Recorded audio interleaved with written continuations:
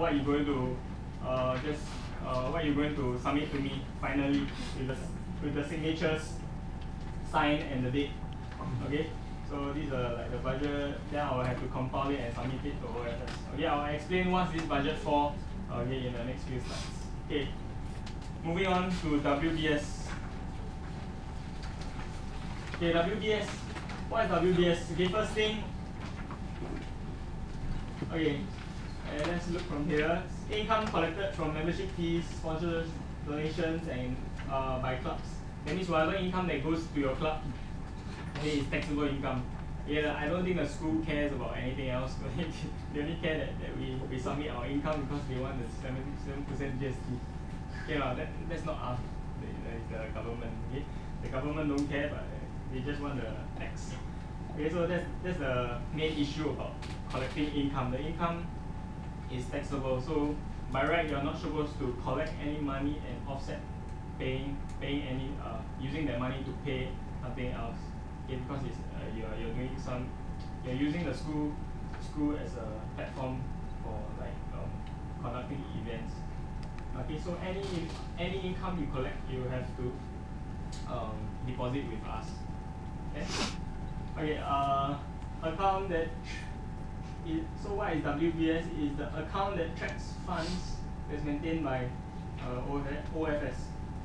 Okay, this account, every account is every club is allocated one account. So this WBS number that you see, okay, is the number that OFS keeps, and they will use this account to do your incomes and settle your incomes and reimbursements. Okay. Okay, so after your income is deposited into this, okay, then there's a reimbursements coming out to the student's bank account as a plus bank account. Okay, but okay, I'll tell you. Okay, you can start reimbursements even if there's no income deposited yet, because the amount of your WBS at the start of each budget period is from your estimated budget. Everyone clear what this means? Okay, that means that once you submit the budget that I asked you to submit just now, okay, the amount of expenditure there, okay, is actually input into this WBS account. So you're getting reimbursements based on that amount. So after you reimburse, let's say your budgeted expenditure is $5,000. Okay, then after that you want to reimburse. Okay, you cannot reimburse more than 5,000. If not, there will be no money in the WBS. Even if you have more income collected than more than $5,000 income that's collected and you deposit it. Okay, it's based on the estimated budget. Clear so far?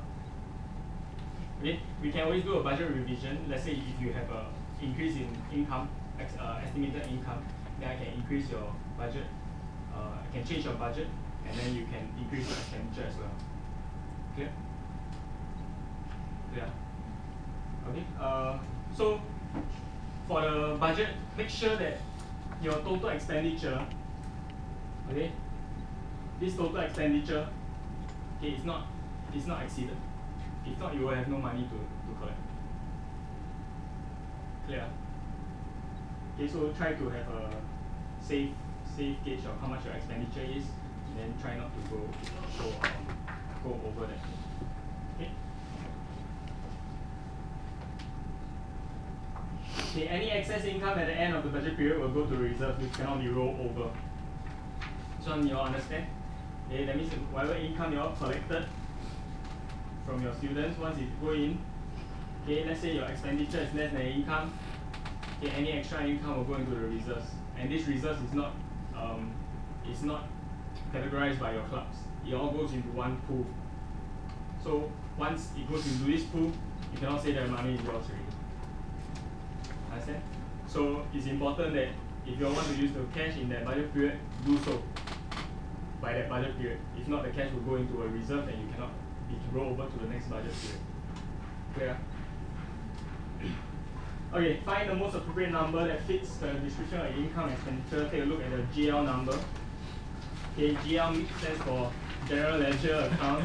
Okay, these numbers, it's not a very big issue, but just try to ensure that the GL numbers on all your budgets, your reimbursement forms, they ensure that the GL number is correct.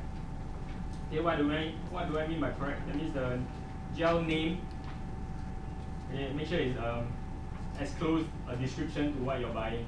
For example, if you're buying a stationery, then it's 710101. Okay. The most common one that people use is 710904, which is meals and refreshments. Okay, mostly for your welfare treat or your welcome fee. Okay, you all will spend money on catering and food. Okay, so that's the GL number. You all should input it in there in your budget, also in your reimbursement forms later. Okay, statements of account. Statement of account is like the budget, but only difference is that it's the actual income and expenditure instead of estimated.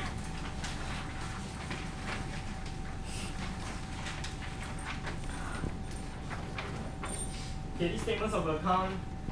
Okay, I believe your category coordinators will be meeting up with you all soon to discuss how you can go about doing your events or what help you can get from us. Okay, so when you submit your info paper, which is required for all events, okay, once you submit your info paper, in the info paper there should be a budgeted expenditure, and also at the end of the event there's a post-event report. And the post-event report will contain the statement of accounts. That means what actually you spent and what actually you collected, the actual amounts that you collected and spent for the event specifically. Okay? So that's the statement of accounts, the actual income and the actual expenditure. Clear so far? Any questions? Okay, good. Okay, next, moving on to reimbursements. Okay, I'm skipping purchase order because very few clubs actually use it. So if you're not sure about that, you can come and ask me. But I won't spend time to go through this. Okay, purchase of goods and services. This is the most important part because this is the bulk of what I'm going to do for you guys, okay, which is to process all your reimbursements. So these are quotations. Okay, just remember three numbers. Sorry, three numbers: $3,000, $10,000, and $50,000. So if you have below $3,000, okay, it's always good to have just a verbal quotation. For example, if you want a supplier for logistics or chairs and tables for your event, chairs and tables most probably you should get from school, it's free. Okay, so try to get things for free. If you cannot find, kind of ask us because we may have a context for you to get your logistics as well. So below 3,000, you don't have to do a written quotation. All you have to do is just compare the prices that's in the market right now. Maybe call up 3 suppliers and then compare the prices, get the cheapest one, or maybe if you can justify, get the better quality one or better service. Okay. So the approving authorities just requires my signature and White House signature. Moving on, more than $3,000 to $10,000. Okay, this one you have to have a written quotation. I'll tell you what's the written quotation in the next slide. Okay, it's still approved by me and White House. Just that you have to submit a few more documents. Okay, more than $10,000. This is also you have to do a written quotation, but this has to be approved by Dean of Students, which we will help you handle. So if you have an event that has an expenditure, a single expenditure of more than $10,000, for example, you need a stage or a big setup of a tentage that's more than $10,000, come and inform us first. Okay, then we will you all get the three written quotations from companies, and then after that you all will send us the quotations, and we have to get approval from Dean of Students. Okay, before you actually go ahead and order whatever from whatever supplier you choose. Okay, very seldom we have clubs that exceed 50,000 because that's actually more than half our budget already, our total budget. So if you do have, I will encourage it because if you have more than 50,000, definitely it will be a very huge event, and we encourage large